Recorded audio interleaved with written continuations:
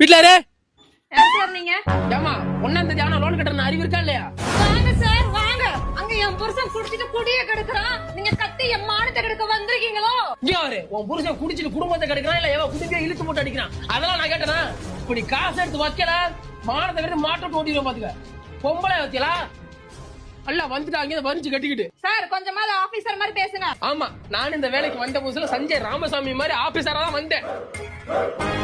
என்னைக்கு அந்த பையன் உங்ககிட்ட கலெக்ஷனுக்கு என்ன அனுப்புனானோ அன்னைக்கு மறண்டி கட்சி சூர்யாவா லோன் காசு வாங்க நீ கத்துற, லோன் காசு வாங்க போனா அவன் கத்துறான். ரெண்டு பேருக்கு நடுவுல பைத்தியம் மாதிரி சுத்துறேன். தவறு இந்த மட்டும் எனக்கு லோன் காசு தரல கணை தடுத்து செத்துருண்டி. சாவுங்க சார்.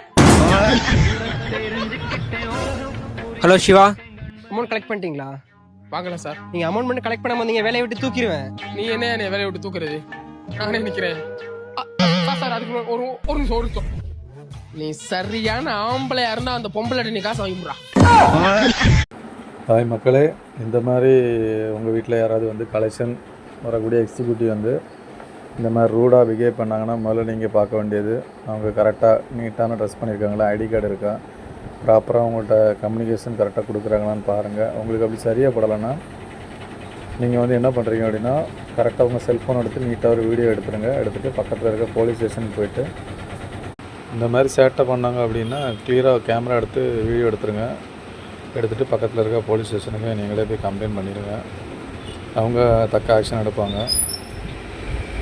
ஓகேவா?